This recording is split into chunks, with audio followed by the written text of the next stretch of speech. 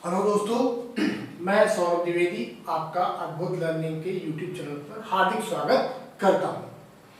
तो दोस्तों, हम लोग बायोलॉजी के अपने इश्यूज को लेकर चल रहे थे और हमने अभी तक कई सारे चैप्टर इसमें कंप्लीट किए हैं। ये जो वीडियो मैं लेकर आया हूं आपके सामने, ये है कान यानी ईयर के ऊपर मैं इस चैप्टर को लेकर आया हूँ। इससे पहले वाला जो वीडियो था हमारा, वो अपने सेंसरी आर्गन जो दूसरा है आई आंख के ऊपर था, लेकिन इस बार हम लोग कान के ऊपर लेकर आ रहे हैं। एक सिंपल सा छोटा सा टॉपिक है और मे भी इससे क्वेश्चन बन सकते हैं। एक आध क्वेश्चन तो जरूर बनता ही बनता है, क्योंकि सेंसरी आर्गन से प्रश्न कहीं ना कहीं बनाए जाते हैं। मे भी हो सकता है आंख से चुन ले या कान से चुन ले, इस तरीके से क्वेश्चन बनते ही बनते हैं। तो चलिए हम लोग सीधे आते हैं अपने टॉपिक के ऊपर। ये है ईयर यानी कि कान। Ear it is also a sensory organ. ठीक है, किस काम आता है ये? सुनने के काम आता है। किस काम क्या आता है ये? सुनने। ठीक, कोई भी चीज गिरती है या आवाज आती है, उसको सुनने के लिए हम अपने कान का ही उपयोग करते हैं। देखिए, मैंने एक डायग्राम बनाया हुआ है। ये हमारा बाहर का एक्सटर्नल ईयर है। ठीक, ये बाहर का हमारा एक एक्सटर्नल ईयर है जो बाहर से हमें ये दिखता है। ठीक, अब इसको जब हम देखते हैं तो देखिए, ये पिन्ना है, इसको ईयर पिन्ना भी कहते हैं, ईयर पिन्ना भी कहते हैं। ठीक है, और जो नीचे का पार्ट होता है हमारा, ये क्या है? ये ईयर पिन्ना होता है। ये ईयर पिन्ना होता है। इसके साथ साथ जो नीचे का पार्ट होता है वो ऑडिटरी बुल्ला कहलाता है। ऑडिटरी बुल्ला कहलाता है। ठीक, इसके बाद इसको और हम देखते हैं तो यहाँ पर कार्टिलेज होता है, जो आप देखते हैं म्यूकस टाइप का जमता है कान में हमारे, सफाई करते तो निकलता है, वही कार्टिलेज होता है। यहाँ पर ये गंदगी जो डस्ट उड़ती है या हमारे कानों में जाती है, तो ये उसी के साथ क्या करता है, उसको मिक्स कर लेता है, जिससे क्या होता है, मोमनुमा एक गंदगी अंदर जमा हो जाती है। ठीक, नेक्स्ट है हमारा ईयर कैनाल। यही ईयर कैनाल, जो भी हम सुनते हैं वो इसी ईयर कैनाल के माध्यम से हमारे सेंसरी आर्गन्स यानी कि न्यूरॉन्स की तरफ जाता है। जब जाता है तो यहीं पर क्या होता है, यहाँ से जब आगे बढ़ता है ये चीजें, तो यही एक टिम्फेनम आता है। ठीक, टिम्फेनम आता है इसी जगह पर। एक ये जो है, ये इसको टिम्फेनम कहते हैं, टिम्फेनम। ठीक है, जिसको कान का पर्दा कहा जाता है, कान का पर्दा कहा जाता है। ठीक है, इसी कान के पर्दे से जब और आगे बढ़ते हैं तो ये जो हमारा पूरा पार्ट है ये मिडिल ईयर कहलाता है। यानी यहाँ तक ये जो हमारा ईयर पिन्ना, ऑडिटरी बुल्ला, ये जो कार्टिलेज वाला सिस्टम था, ये हमारा बाहर का एक्सटर्नल ईयर कहलाता है। इसके बाद जब ईयर कैनाल से जब हम आगे बढ़ते हैं मिडिल ईयर की तरफ, तो यहीं पर कान का पर्दा आता है। इसी कान के पर्दे के जस्ट बाद का जो पार्ट आता है वो हमारा क्या कहलाता है? मिडिल ईयर कहलाता है। मिडिल ईयर क्या है? तीन पार्ट में इसको डिवाइड किया गया। पहला है मैलस, ये पार्ट यहाँ देख रहे हैं मैलस के रूप में। फिर है इंकस यहाँ पर, और स्टेपी इस जगह पर है। मैलस जो होता है वो आपका हैमर शेप होता है। ये देखिए, हैमर जैसा होता है ना, ये हैमर शेप होता है, हथौड़ा नुमा, है ना, हथौड़ा नुमा। देखिए ये बना हुआ है। उसके बाद जो इंकस है वो है आपका एनविल शेप का, एनविल शेप, एनविल शेप का है। ठीक है, और उसके बाद जो स्टेपी आता है वो स्टिरअप शेप का होता है, स्टिरअप शेप का होता है। ठीक, कोई यहां तक दिक्कत तो बताइए। स्टिरअप शेप क्या होता है? जैसे ये इस तरीके से बना हुआ है,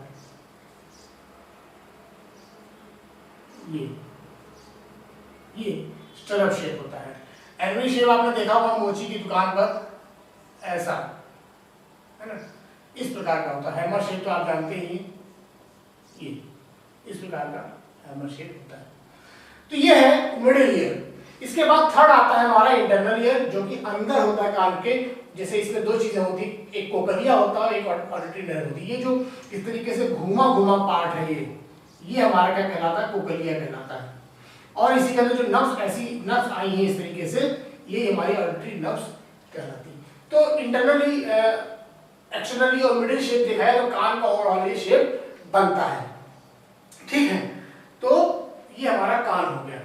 अब इस कान को जानने के लिए क्या करता है, सुनता है ये, लेकिन सुनता क्या है ये चीज जानिए आप। सुनने में क्या होता है, ये दो चीजें जो हियरिंग होती है इसकी, क्या हियर करता है, साउंड, आवाज को ये हियर करता है। तो आवाज में क्या होती है, दो चीजें होती है, एक तो इंटेंसिटी होती है, ठीक है, और दूसरा क्या होता है, फ्रीक्वेंसी। ठीक, जब हमने आंख देखी थी, जब हमने आई देखी थी, तो यहां पर इंटेंसिटी थी और यहां पर क्या था, वेवलेंथ था। लेकिन चूंकि अब साउंड की बात हो रही है, तो यहां क्या हो गया, फ्रीक्वेंसी हो गया। ठीक है, तो ये जो फ्रीक्वेंसी होती है इसकी यूनिट क्या है, साइकिल पर सेकेंड है।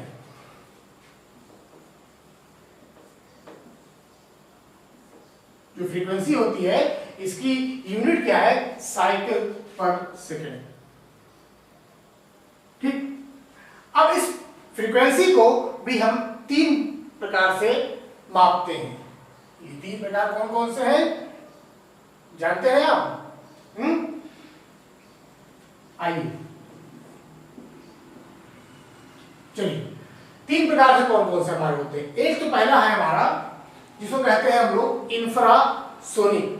ठीक, यानी कि जो इंफ्रा साउंड होती है हमारे, जो 20 हर्ट्ज से कम होती है, infra sound less than 20 hertz, ये इंफ्रा साउंड कहलाता है। फिर है अल्ट्रासाउंड,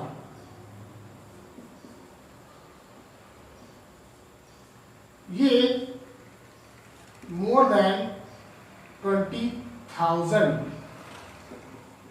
हर्ट्ज। अब इसके बीच में एक आता है जिसको कहते हैं ऑडिबल।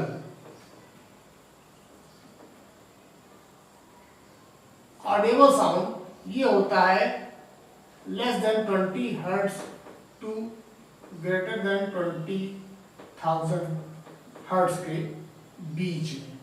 ठीक, यानी कि 20 से लेकर के 20,000 हर्ट्ज के बीच में जो भी हमें आवाज सुनाई देती है वो हम सुन सकते हैं, we can hear those sounds. अब इंफ्रासाउंड और अल्ट्रासाउंड जब इसकी बात करते हैं तो ये they are not audible for human being. ठीक, तो जब ह्यूमन बीइंग के लिए ऑडिबल नहीं है तो किसके लिए ऑडिबल है, ये ऑडिबल है एलिफेंट के लिए, जिराफ के लिए। ठीक है, और किसके लिए ऑडिबल हो सकती है, राइनोज, हिप्पोज, व्हेल, है ना, राइनो, हिप्पोज, व्हेल, ऐसा पूछ सकता है कि इंफ्रासाउंड किसके लिए ऑडिबल होता है, तो इन सब के लिए ऑडिबल होता है। ठीक है, अब इसके बाद आते हैं हम लोग अल्ट्रासाउंड की तरफ। अल्ट्रासाउंड वो साउंड होता है जो 20,000 हर्ट्ज से ऊपर का साउंड हो, वो भी हमें ऑडिबल नहीं है। तो ऑडिबल किसके लिए है, audible for bat, dog, cat. ठीक, बैट, डॉग, कैट, कुत्ते, बिल्ली, ये सब क्या कर सकते हैं, अल्ट्रासाउंड सुन सकते हैं। ठीक, अब यहां पर देखिए, यहां व्हेल आई थी, यहां डॉल्फिन आती है। यहां डॉल्फिन जो होती है वो अल्ट्रासाउंड सुनती है। तो ये होगी हमारी हियरिंग की व्यवस्था। ठीक, हियरिंग की व्यवस्था। अब यहां पर एक चीज और जान लीजिए कि जब फ्रीक्वेंसी के रूप में अल्ट्रासाउंड को जब हम मापते हैं तो ये अल्ट्रासाउंड का उपयोग क्या है। अल्ट्रासाउंड का उपयोग अल्ट्रासोनोग्राफी में इसका यूज देख लेते हैं, केवल इसी का हम देखेंगे। यूज ऑफ अल्ट्रासाउंड कहां कहां पर होता है, अल्ट्रासोनोग्राफी में। अल्ट्रासोनोग्राफी आपने देखा होगा, इसमें इसके थ्रू क्या होता है, एक इंडोर जो क्राइटिन होता है उसको डेवलपमेंट में इसको यूज किया जाता है, या बच्चे के लिए जब निकाला बच्चा है पेट में कैसा है, इसकी ग्रोथ कैसी है, उसके लिए अल्ट्रासाउंड का उपयोग किया जाता है। ठीक है, तो इसमें खास करके एंडोक्राइटिन के डेवलपमेंट के लिए होता है। दूसरा है इकोकार्डियोग्राफी। इकोकार्डियोग्राफी,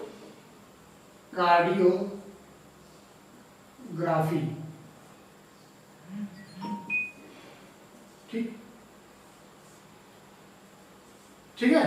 इकोकार्डियोग्राफी यानी हार्ट से संबंधित जो कुछ जानना होता है तो उसके लिए इकोकार्डियोग्राफी का उपयोग किया जाता है। और थर्ड है हमारा सोनार। सोनार क्या है? साउंड नेविगेशन है ये, साउंड नेविगेशन। कहां पर? Beneath the ocean. ओशियन के अंदर जब हम कुछ जानना चाहते हैं, मिनरल्स की खोज करने के लिए जाते हैं, तो सोनार अल्ट्रासाउंड वेव की का उपयोग करते हैं यहाँ पर। तो ये हो गया हमारा ईयर के जो साउंड की इंटेंसिटी और फ्रीक्वेंसी को नापने में जो उपयोग होता है वो। इसके बाद हम आते हैं इंटेंसिटी को हम किसमें मापते हैं, इसकी यूनिट क्या है? डेसिबल। ठीक, डेसिबल। अब थोड़ा सा डिस्कशन हम लोग कान के इस जो टाइप है 1 2 3। पहला टाइप क्या है हमारा? एक्सटर्नल।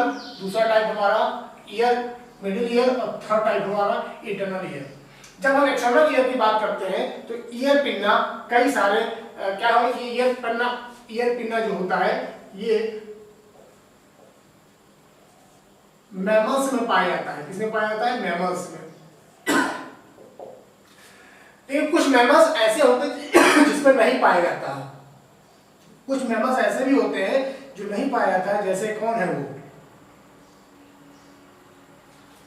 प्रोटोथीरियंस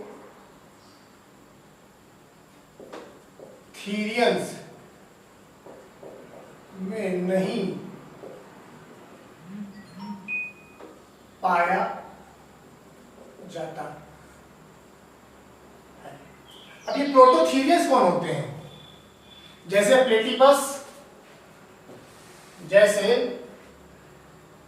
एग्जांपल देख लेते हैं, प्लेटिपस इखाइनोडर्मेटा। ठीक है, ये प्लेटिपस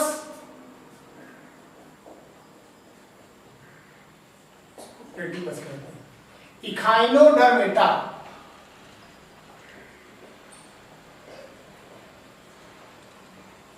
ठीक है, और इसके साथ साथ में एक्वेटिक मैमल्स में भी, एक्वेटिक मैमल्स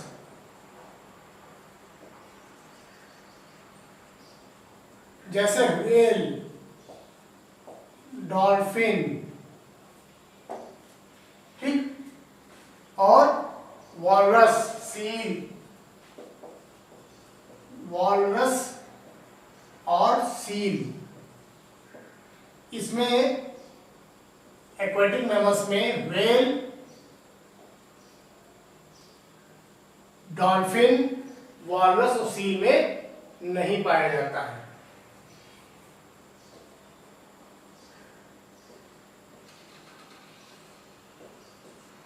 ठीक, इसके बाद आते हैं हम लोग सीधे टिम्फेनम की तरफ, जो कान का पर्दा कहलाता है। इसी टिम्फेनम में ये देखिए जो कान का पर्दा लिखा हुआ है, टिम्फेनम एक जो कान का पर्दा है, इसी से क्या होता है? साउंड की वाइब्रेशन सुनाई देती है। साउंड वाइब्रेशन, साउंड की वाइब्रेशन यहीं पर हमें यह साउंड वेव महसूस होती है। ये होता क्या है? जो वेव आती है, ये जो साउंड वेव आती है उसको कन्वर्ट करती है साउंड वाइब्रेशन में।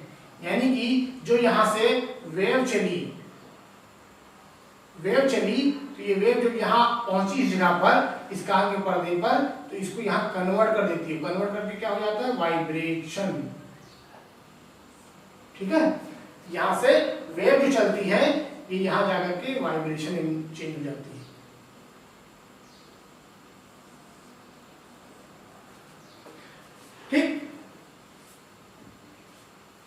यहां मिडिल ईयर में 6 हड्डियां होती हैं। Total it has 6 bones. यही मैलियस इंकस स्टेपिस जो है इसी के नाम से 6 हड्डियां होती हैं।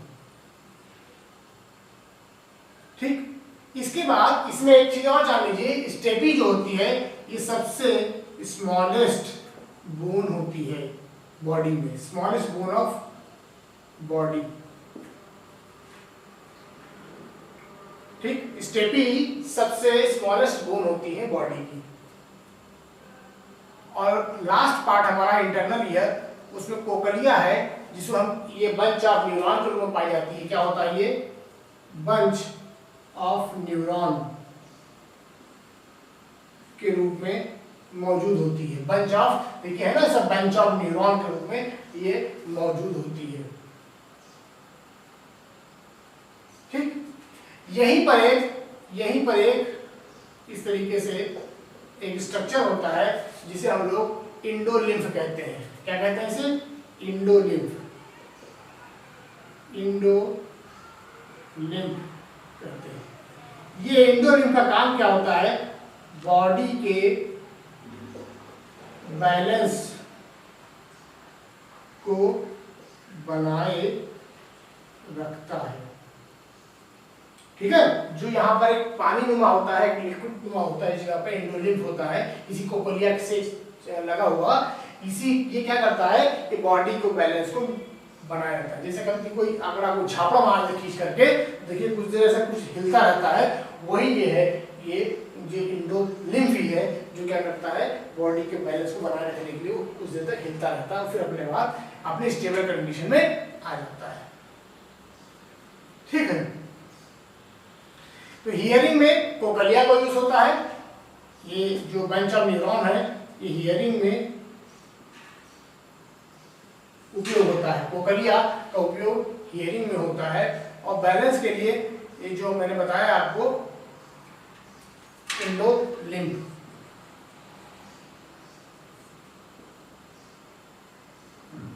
ठीक, तो ये हो गया हमारा ईयर का वीडियो कंप्लीट हो गया है। बहुत छोटा सा एक वीडियो था हमारा ये, केवल आप ईयर के स्ट्रक्चर को जानिए। 3 पार्ट, एक्सटर्नल, मिडिल और इंटरनल। तो एक्सटर्नल में हमने देखा ही कि ईयर पिन्ना हमारा होता है वो। इसके बाद हमने देखा इसमें ऑलरेडी गुल्ला भी होता है जो हमारा ये नीचे का पार्ट होता है, ये हिलता रहता है। फिर हमने देखा इसमें ईयर कैनाल के माध्यम अंदर गया तो कान का पर्दा पड़ा। कहते हैं ना कि किसी ने मारा तो मेरा कान का पर्दा फट गया, एक्चुअली में ये कान का पर्दा यहीं पर है, इसे टिम्फेनिक या टिम्फेनम कहते हैं, यही टिम्फेनिक कैविटी होती है। ठीक है, इसके बाद जब अंदर गए तो यहाँ पर मिडिल ईयर आया। मिडिल ईयर के मैलियस, इनकस, स्टेपी, 3 ऐसी 3 हड्डियां एक्चुअली में ये वो इस कर्वी रूप में होती है। जैसे कि ये आपका अगर मैलियस की बात करें हम लोग तो ये आपका हैमर शेप होता है, हैमर शेप होता है ये आपका एनविल शेप होता है, एनविल। जैसे मोची की दुकान पर अगर जाएंगे तो वो जिसपे जूता रख के बनाता है उस शेप में। और ये स्टर्रप शेप होता है, स्टर्रप शेप में होता है। ठीक है, तो ये इस तरीके से हड्डियां हैं। यही स्टेपी सबसे बॉडी की सबसे छोटी हड्डी होती है, हमारी smallest bone of our body stapes होती है। इसके बाद हम लोग इंटरनल जाते हैं तो इंटरनल में हमारा क्या है, यहाँ पर देखिए कोकलिया बना हुआ है। कोकलिया क्या होती है? बंच ऑफ नर्व्स होती है। हियरिंग में यही मदद करता है हमें, और हियरिंग में मदद करने में यही क्या करता है, न्यूरॉन्स के माध्यम से ब्रेन, और फिर ब्रेन से फिर आगे बॉडी एक्टिविटी हम उसी अकॉर्डिंगली करते हैं। यहीं पर क्या होता है, जो हमारा कोकलिया से जुड़ा हुआ एक इंडोलिम्फ होता है जिसमें एक लिक्विड नुआ भरा होता है, जो कभी कभी गिर जाते हैं, कोई मुझे मार देता है, कान के पास लग जाती है, तो क्या होता है वही कुछ देर के लिए वो अपने बॉडी को बैलेंस बनाने की कोशिश करता है। तो इस प्रकार से टोटल हमारा ईयर कंप्लीट हो गया। यहाँ मैंने बात की साउंड, चूंकि हम सुनते क्या है, साउंड ही सुनते हैं। इसकी इंटेंसिटी होती है, इसकी फ्रीक्वेंसी होती है। इंटेंसिटी को डेसिबल में मापते हैं और फ्रीक्वेंसी को साइकिल पर सेकंड में मापते हैं। तो ये हमारा ईयर का चैप्टर कंप्लीट हुआ। हाँ, एक चीज और ध्यान रखिए, हाँ, जो अल्ट्रासाउंड होती है जो 20,000 हर्ट्ज से ऊपर होती है वो अल्ट्रासोनोग्राफी, इकोकार्डियोग्राफी, सोनार में उपयोग की जाती है। ये मेडिकल टर्म है, ये सब मेडिकल में खासकर इसका उपयोग किया जाता है। ठीक है, ये इकोकार्डियोग्राफी हार्ट में, ये एंडोक्राइनोलॉजी में, इसका उपयोग किया जाता है। सोनार जो है आपका साउंड नेविगेशन में उपयोग होता है। चलिए, थैंक यू।